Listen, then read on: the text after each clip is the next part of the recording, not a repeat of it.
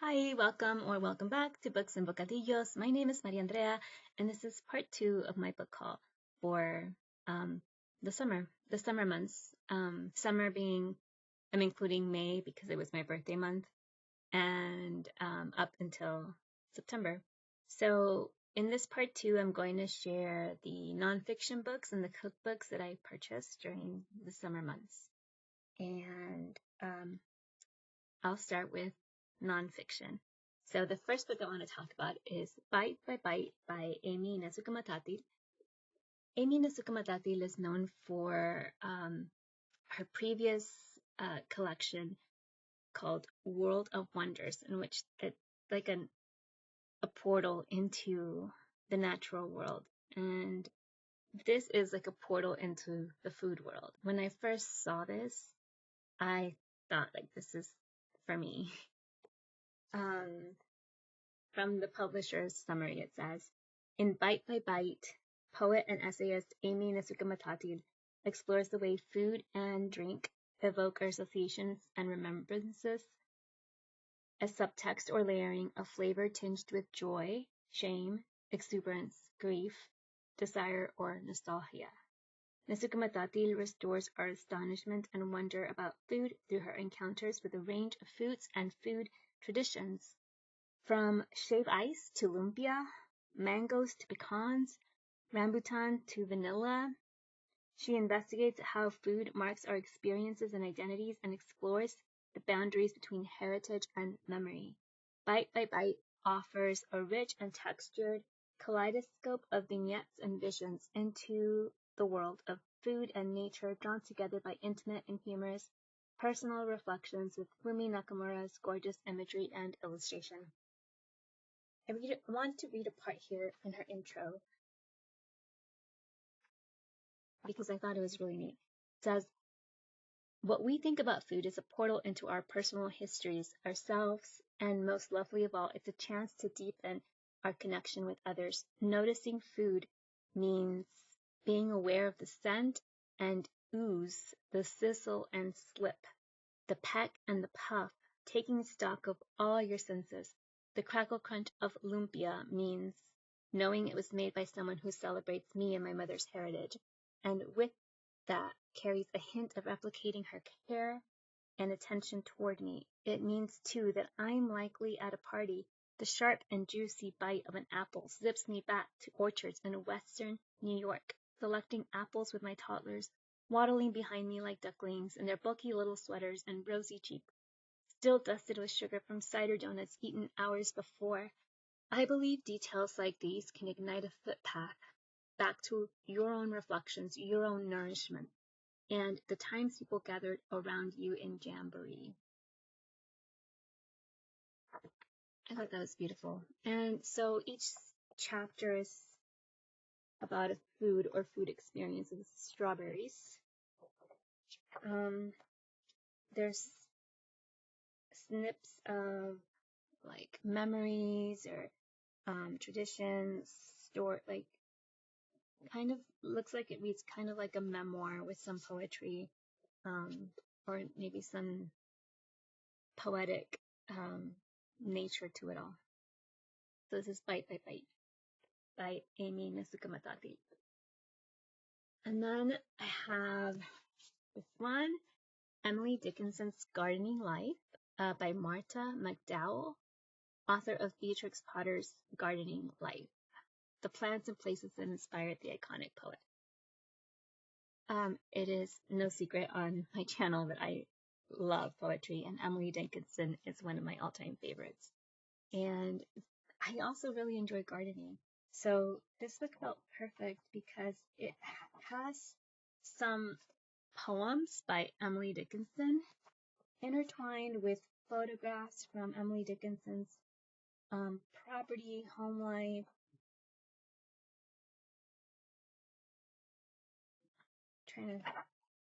It's just a beautiful book all around. Like the artwork inside is beautiful. Trying to find a photograph. Like this photograph here says, some of the tulips wear carmine suits. I believe this is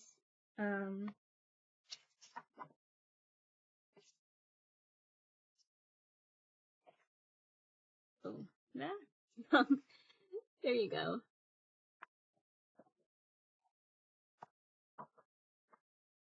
It's really neat. It looks like it's kind of like a biography of Emily Dickinson's life, told through poetry, photographs, and art, and mostly stories about gardening, like flowers and seasons and nature. Then I have this one, The Diary of Frida Kahlo, an intimate self-portrait, introduction by Carlos Fuentes, and the title is Alas Rotas, Broken Wings. And I love this book. It's an art book. So you'll see like diary entries and journal artwork, like artwork from Frida Kahlo's journals.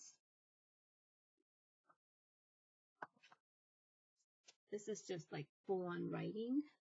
It's really interesting to see her handwriting. And there's sketches from her journals, which is really cool.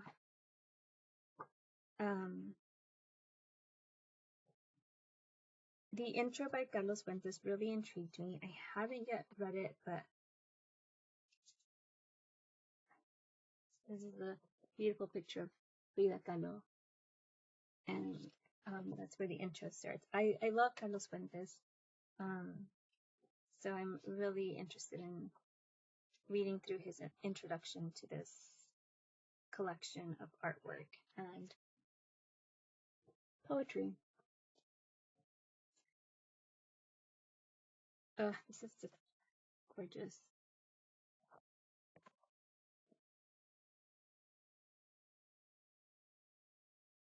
I'm trying to see if there's... Okay, so this is what the publishing summary says. Published here in its entirety, Frida Kahlo's amazing illustrated journal documents the last 10 years of her turbulent life. This passionate, often surprising, intimate record, kept under lock and key for some 40 years in Mexico, reveals many dimensions of the complex persona of this remarkable Mexican artist. Covering the years 1944 to 54, the 170-page journal contains Frida's thoughts, poems, and dreams, and reflects her stormy relationship with her husband Diego Rivera, Mexico's famous artist. The 70 watercolor illustrations in the journal, some lively sketches, several elegant self-portraits, others complete paintings, offer insights into her creative process and show her frequently using the journal to work out pictorial ideas for her canvases. The text entries written in Frida's round full script in brightly colored inks add an almost decorative quality, making the journal as captivating to look at as it is to read. I'll stop there, but it is really enticing to the eyes. Like, it's really engaging and inspiring. So this is a great coffee table book. It's also a great bedside book. When I first saw this, I thought, I really want this, and I put it on my wish list. And then I had a gift card come in, and I by saying I had a gift card come in, I meant my husband got me a gift card. And so I was able to get this. And I purchased it because I wanted to get some inspiration for journaling, and I wanted to see if I could just get some inspiration from Frida Kahlo and her journaling. So that was the intention. Now I think it's just a beautiful art book. Makes for good coffee table reading. And speaking of art, I've been really into art, and I've been trying to become more consistent in my creativity process. So I got this book, 365 Days of Art. It has, so every day, like this is day 35, and it gives you an exercise to do. And then, so exercise in day 35 is complete the pattern. And then the 36 is paint the ocean from your imagination. So there's all these different exercises, and I thought it would be fun to have prompts. So I'm gonna try to have more consistency in my doodling and art and creativity, and trying to become better in terms of unleashing the creative juices in my brain.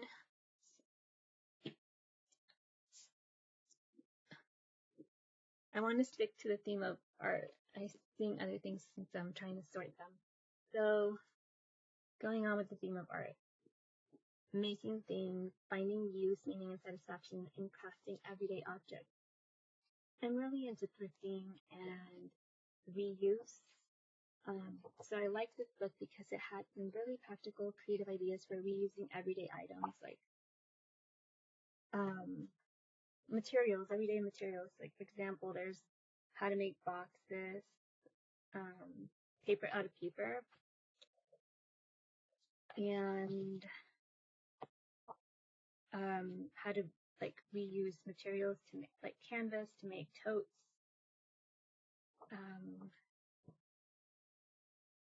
clay, string art, a checkerboard weaving. There's just a lot in here. So I thought this is really cool, and I could use this. I could use this personally at home. I could use this with like activities, maybe with my nephew, but also more possibly with I have a nonprofit, and we're always looking for activities that involve creativity and reuse. So this might be a fun reference book for getting ideas for those activities with the community. And The Lost Art of Handwriting, a workbook. Yes, I'm going to put my hand to work.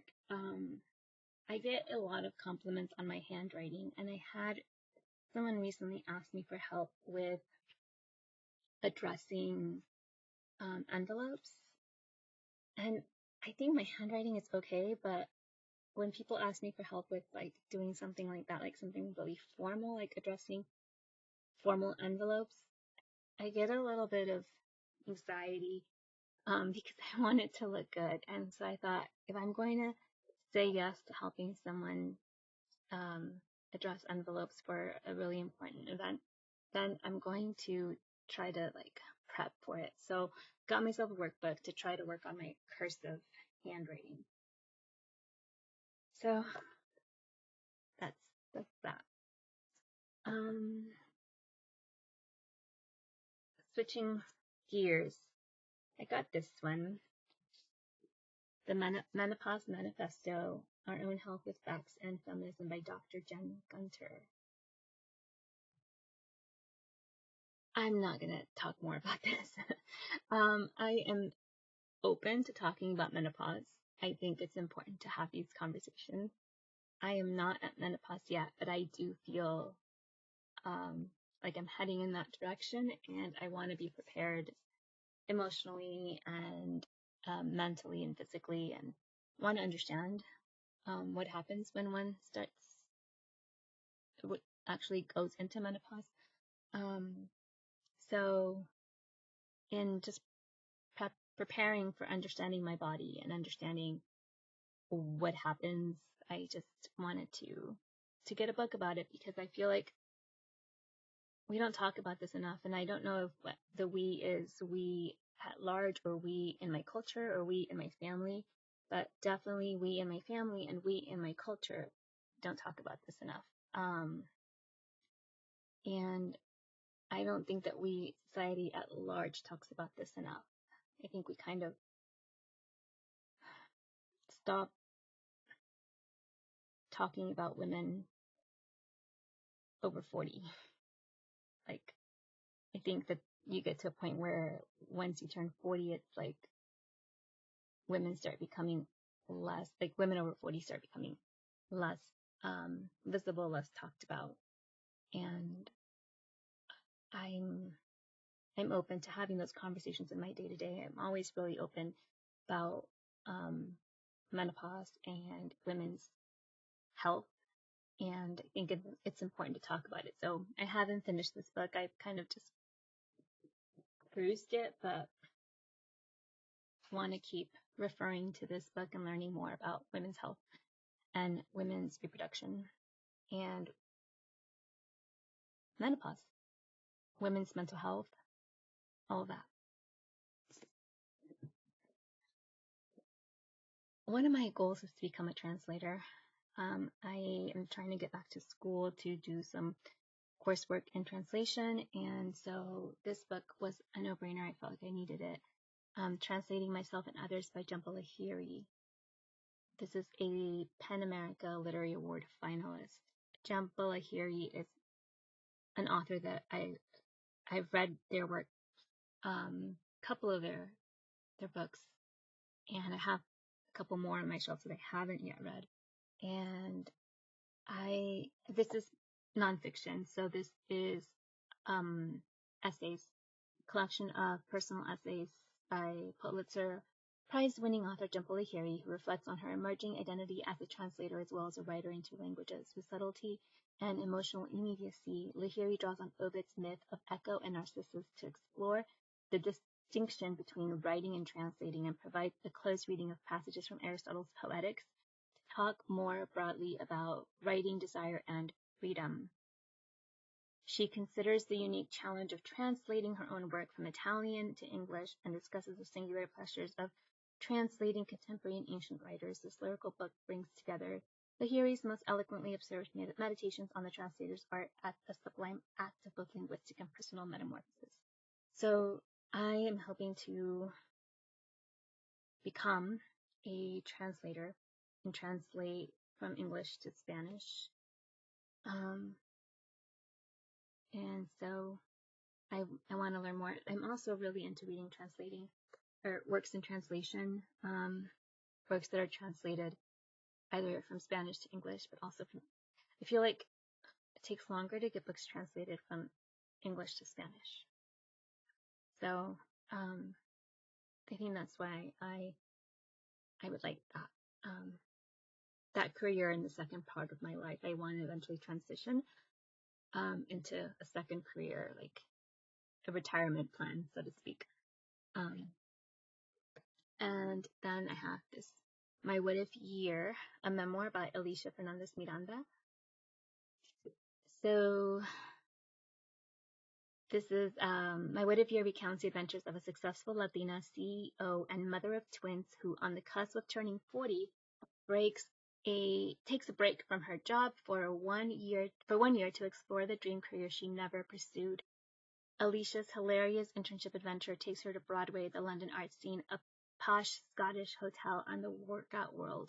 Her experiences, both challenging and extremely humbling, teach her the real meaning of success.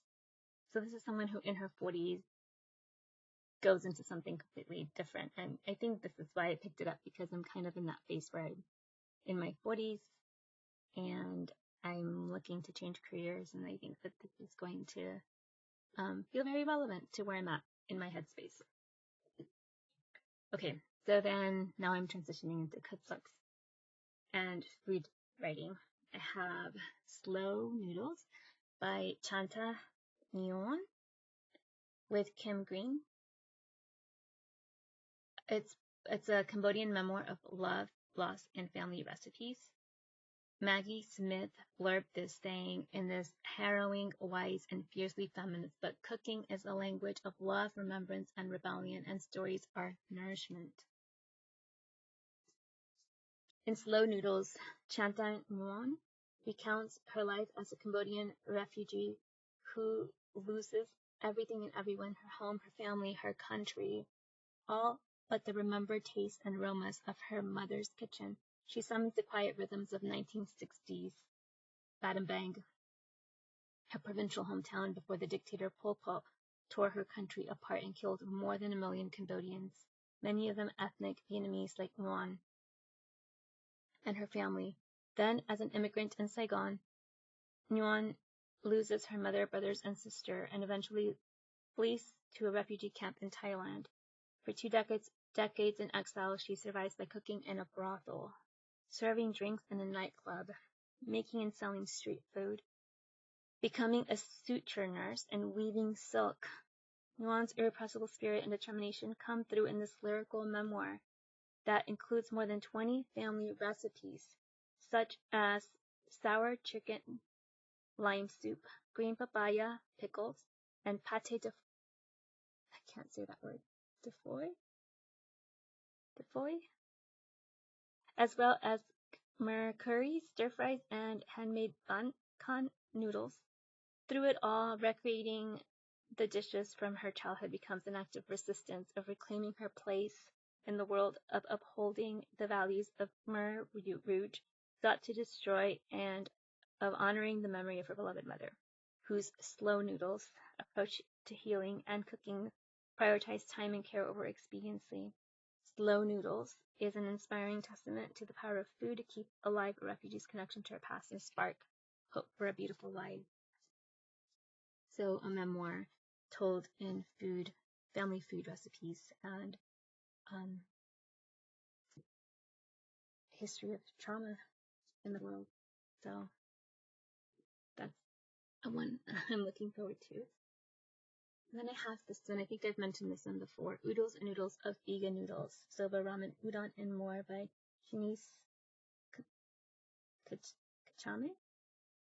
I'm so sorry, I'm probably not pronouncing any of these names correctly. So I love that this is just an assortment of different kinds of noodles, from soupy noodles to noodles, stir fries, to hot noodles and cold noodles. I've done one recipe from here since I purchased this. I did the peanut one. There's one that's like cold or chilled peanut noodles. It was really good. This one, cold peanut butter noodles.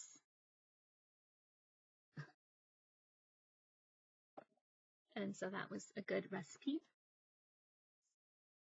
I got this one, Show Up for Salad by Terry Hope Romero. I love Terry Hope Romero. Terry Hope Romero and Isa Chandra Moskowitz often do cookbooks together, and I just really enjoy their cookbooks. So I really wanted this one. And it's really cool and really easy. It's very, I like the minimalist style of the layout. I mean, salad, so it's just putting things together.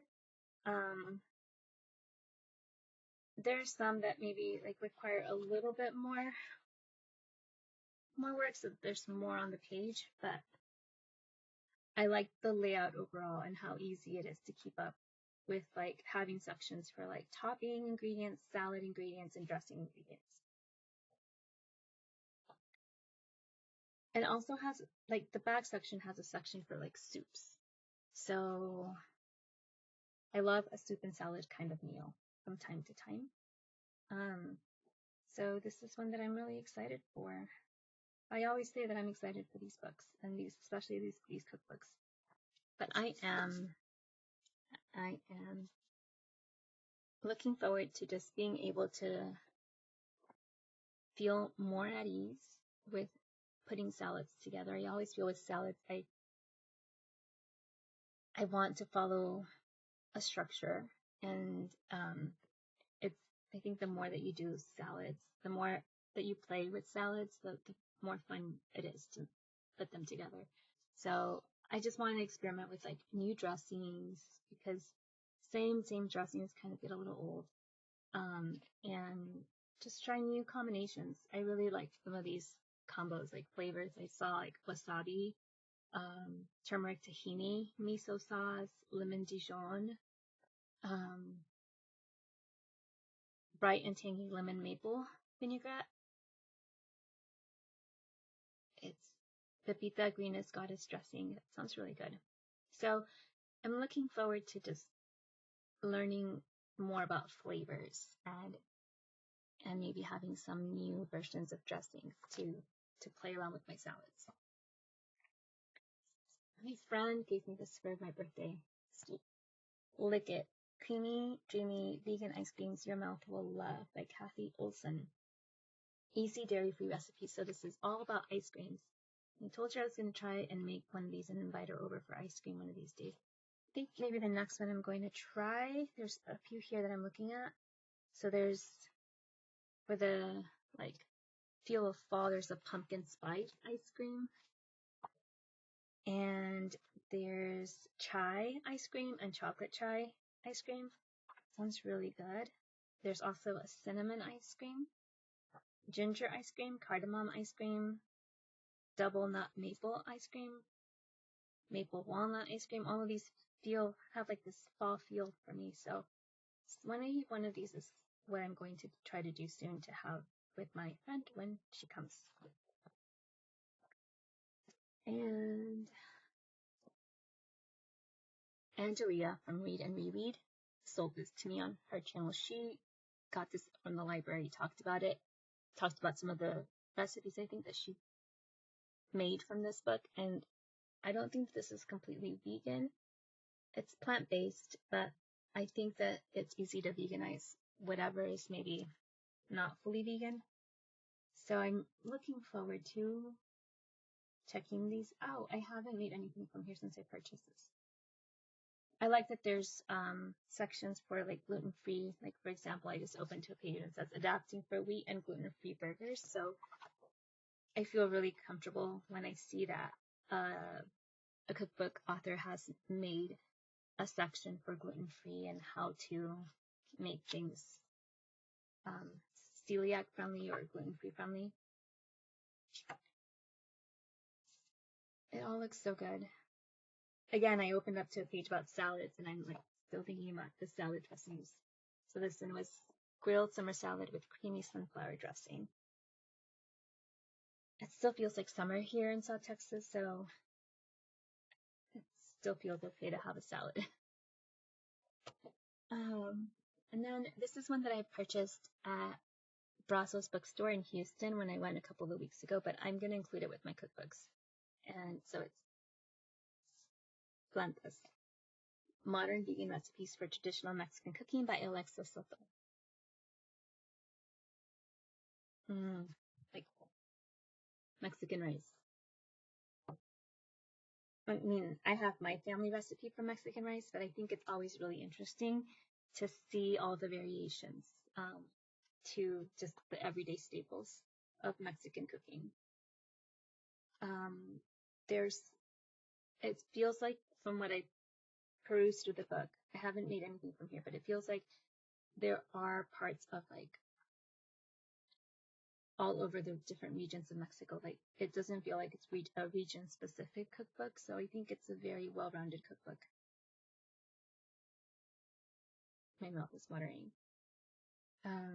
There's tacos, there's soups, tamales, ceviche, quesadillas. Like there's just the smaller food items, like the entrees, the appetizers, the salsas, the breakfast, the everyday staples.